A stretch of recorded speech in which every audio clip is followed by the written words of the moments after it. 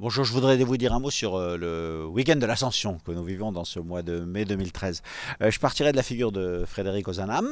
Donc on a fêté le deuxième centenaire de sa naissance au mois d'avril. Et vous savez qu'à 20 ans même à Lyon, il a fondé les conférences Saint-Vincent-de-Paul. C'est à Lyon aussi qu'il s'est marié. Et, très attaché à lui dans cette ville, c'était dans l'église Saint-Nizier. Et c'est extraordinaire, dans ce sens du service qui jaillit de la figure de Frédéric Ozanam, donc qui a été béatifié par le pape Jean-Paul II en 97 à Paris.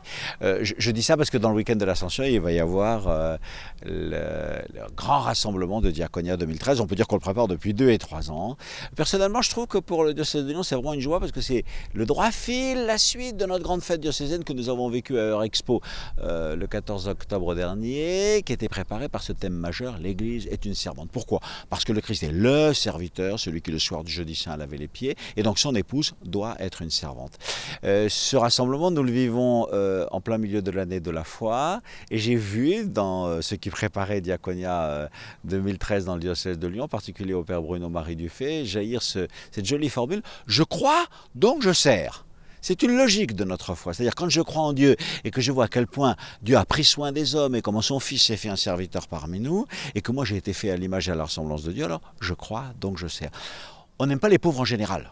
Une des phrases d'Ozanam, justement, dit si tu veux aimer les pauvres, commence par aimer un pauvre, c'est-à-dire quelqu'un concrètement à qui tu vas donner du temps, de l'amour, jusqu'à ce que ça nous fatigue, car la caractéristique de la charité, c'est se donner de la peine et se fatiguer pour celui que l'on aime.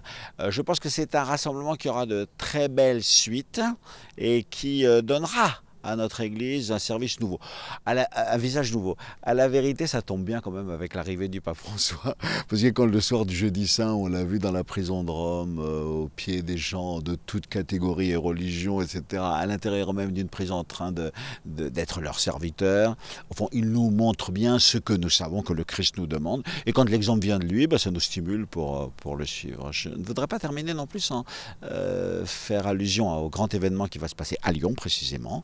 Donc c'est à Lyon qu'avait été fondée l'Église réformée de France, et dans ce même week-end de l'Ascension, ce qui d'ailleurs malheureusement, par la demande du cardinal Vintran, m'empêchera de participer moi-même personnellement à Diaconia, où il y a 230 ou 250 Lyonnais, je me réjouis pour eux. Je resterai à Lyon pour la fondation de l'Église protestante unie. Ça, c'est un grand événement écuménique. Le mouvement d'unité que font les luthériens et les réformés, je pense que c'est un bel appel aussi pour d'autres églises à retrouver le chemin de l'Église une, sainte, voilà, comme nous le disons dans le credo. Voilà.